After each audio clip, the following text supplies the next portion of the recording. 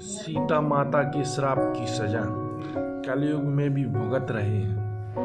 अपने पूर्वजों की आत्मा की शांति के लिए पिंडदान की विधि को निभाना आवश्यक है। मृत्यु के बाद आत्मा की शांति के लिए श्राद्ध में ब्राह्मणों को भोजन कराते हैं, क्योंकि ऐसी मान्यता है कि हमारे पूर्वज श्राद्ध में ब्राह्मणों के रूप में भोजन करने आते हैं और इससे आत्मा को तृप्ति मिलती है। माता सीता के श्राप की सजा। प्रभु श्री राम के अपने भाई लक्ष्मण और पत्नी सीता के साथ वनवास जाने की बात हम सभी जानते हैं। इस बात से अयोध्या के सभी निवासी दुखी थे। राजा दशरथ राम और लक्ष्मण के वियोग के इस दर्द को झेल नहीं सके और उनकी मृत्यु हो गई।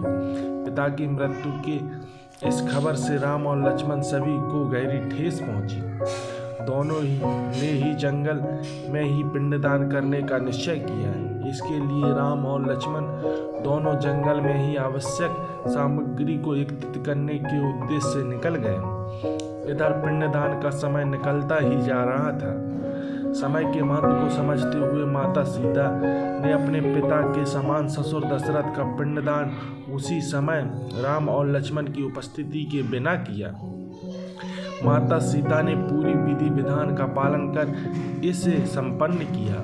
कुछ समय बाद जब राम और लक्ष्मण लौट कर आए तो माता सीता ने उन्हें पूरी बात बताई और यह भी कहा कि उस वक्त पंडित, गाय, कौआ और फाल्गु नदी वहां उपस्थित थे। साक्षी के तौर पर इन चारों से सच्चाई का पता लगा सकते हैं। श्री राम ने इस बात की पुष्टि करने के लिए इन चारों से इनकी झूठी बातों को सुनकर माता क्रोधित हो गई। उन्हें झूठ बोलने की सजा देते हुए आजीवन श्रापित कर दिया। सारे पंडित समाज को श्राप मिला कि पंडित को कितना भी मिलेगा, लेकिन उसकी दरिद्रता हमेशा बनी रहेगी।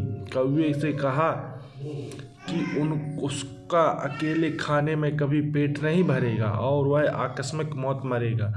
फाल्गु नदी के लिए श्राप था कि पानी गिरने के बावजूद नदी ऊपर से हमेशा सूखी ही रहेगी और नदी के ऊपर पानी का बहाव कभी नहीं होगा।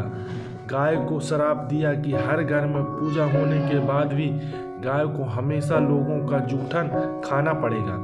रामायण में इस कहानी का जिक्र भी किया गया है।